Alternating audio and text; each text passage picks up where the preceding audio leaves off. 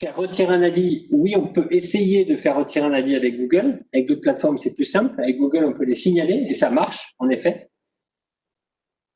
Et ça marche que dans les cas où on va avoir des avis comme ça, nominatifs. Donc, si on parle de vous, Google est censé le retirer. Si c'est insultant, discriminant, raciste, tout ça, ça ne passe pas dans la charte éthique de Google. Donc, on peut les retirer.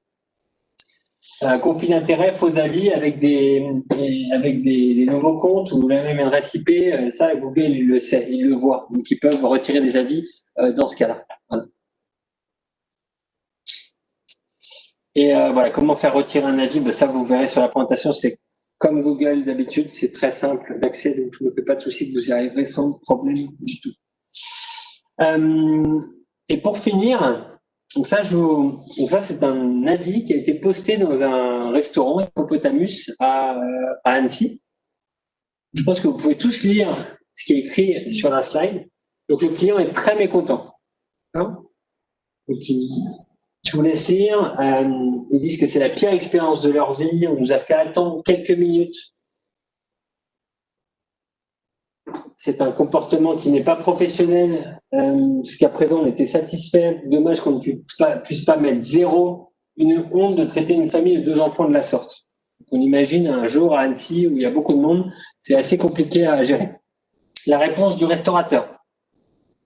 Le savoir-être et le savoir-vivre ou encore l'éducation sont des valeurs en voie d'extinction de nos jours. Vous en êtes l'exemple parfait. Je vous laisserai consulter les définitions correspondantes sur Internet qui vous est si chère. Permettez-moi de vous rappeler certaines bases. Pour s'installer dans un restaurant, la moindre des courtoisies est de se présenter à l'accueil afin d'être placé sur une table adaptée à vos besoins. Pas de s'installer sur une table pas nettoyée. Demander le menu en claquant des doigts n'est pas acceptable de nos jours. L'époque de l'esclavage et de la servitude est révolue depuis quelque temps en France.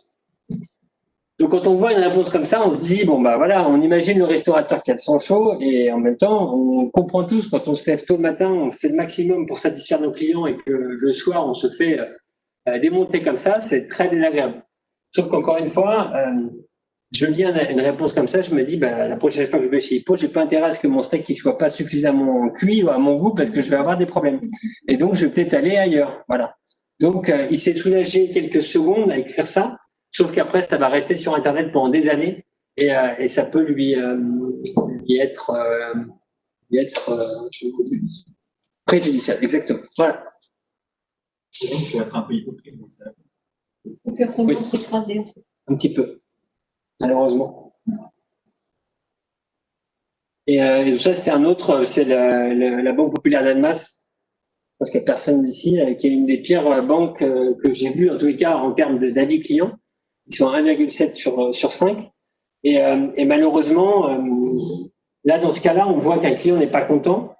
Et en fin de compte, la réponse n'est pas adaptée non plus parce qu'on connaît le client, Mélanie Kiefer, et on lui dit « appelez-nous, contactez-nous ».